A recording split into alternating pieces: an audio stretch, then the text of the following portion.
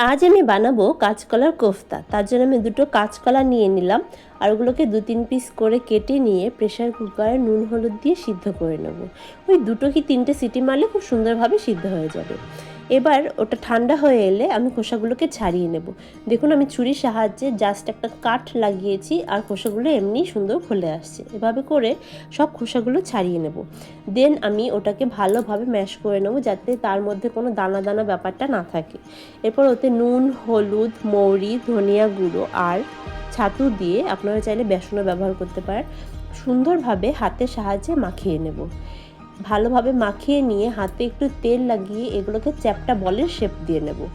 অন্যদিকে আমি আলু ভাজতে বসিয়ে দিয়েছি আর এদিকে আমার বলগুলো বানানো রেডি। আলুটা ভাজা হয়ে এলে আমি কোফতার বলগুলোকে ভেজে নেব। একসাথে আমি সমস্ত বল ভাজবো না, এতে ভাজাটা সুন্দরভাবে নাও হতে পারে বা ভেঙেও যেতে পারে। আমি এভাবে দুটো ব্যাচ করে ভেজে নেব। অন্যদিকে আমি একটা কড়াইতে তেল গরম করতে বসিয়ে দেব। এদিকে আমার দেখুন কোফতার গুলো সুন্দর ভাজা হয়ে এসছে, বেশ লাল লাল হয়ে। আর তেলের মধ্যে দেখুন কোনো কিচ্ছু গুঁড়ো পর্যন্ত নেই, একটুও কিছু ভাঙেনি। এইভাবে আমি দ্বিতীয় ব্যাচটা ভেজে নেব। তেল গরম হয়ে এলে ওতে আমি গরম মশলা, জিরে, শুকনো লঙ্কা ফোড়ন দিয়ে পেঁয়াজটাকে ভাজতে বসিয়ে দেবো। পেঁয়াজটা যখন ওই 50% মতো ভাজা হয়ে যাবে তখন আমি তাতে আদা রসুনের পেস্ট দিয়ে দেবো সামান্য পরিমাণে। আপনারা এটা নিরামিষভাবেও করতে পারেন, সেক্ষেত্রে জিরে আদা বাটা দিয়ে করতে হবে। আর এরপর আমি দিয়ে দেবো পেস্ট করে রাখা টমেটো পেস্ট দিয়ে তাতে নুন, হলুদ আর ধনিয়া গুঁড়ো দিয়ে এটাকে ভালোভাবে কষিয়ে নেব।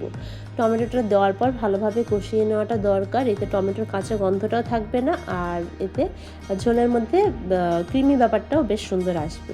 এবার ভাজা করে রাখা আলুগুলো দিয়ে আবার একটু নাড়াচাড়া করে নিয়ে জল দিয়ে দেবো।